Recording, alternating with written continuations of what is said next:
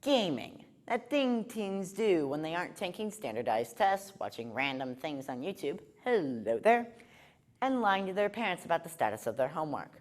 Of course it's done, Mom. Why would I ever procrastinate on a 5-point worksheet that I can get done in the 5 minutes before class? Gaming has been a common pastime among young people for decades, but in recent years it has been attached with something else you might have heard. Violent video games, the latest target of the president's task force on guns, set up in the wake of the Sandy Hook Elementary School massacre.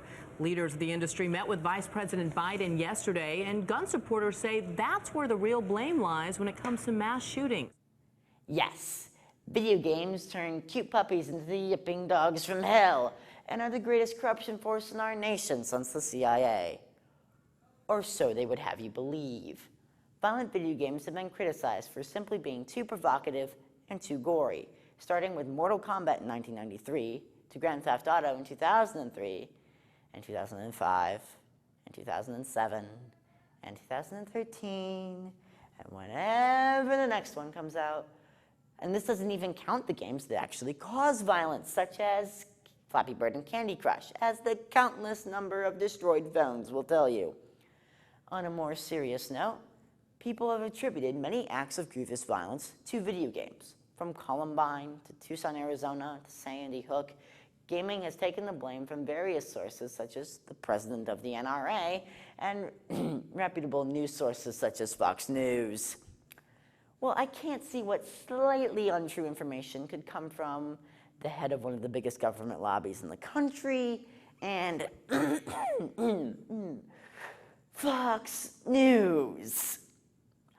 Well, let's just see. Let's start with dessert, shall we? Fox News. In 2013, Fox News published a series of articles in the wake of the Sandy Hook shooting, which pinned the blame of mass shootings squarely on the shoulders of video games, using clickbait titles such as "Mass killers often share obsession with violent video games," and "Video games often blur the line between fantasy and reality." They pretty clearly outlined what the supposed cause was. However, the content of those articles is ever so slightly less clear. The titles of the articles imply a direct link between playing video games and whacking your school friends with a sledgehammer, whereas the actual article contradicts this several times. Most notably when they quote a psychologist who said, and I'm not making this up, "There is no research to suggest a video game can cause those violent reactions more than any other entertainment media."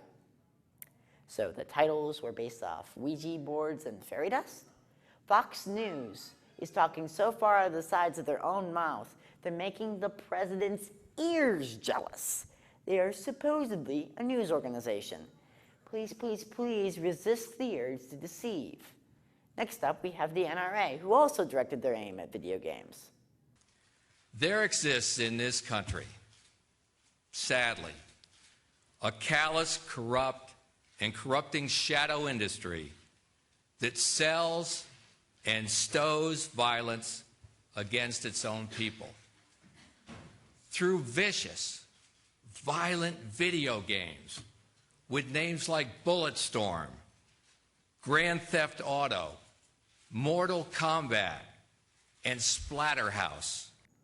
Yes, the all-powerful NRA lobby has turned its gaze towards video games, and it finds them distasteful.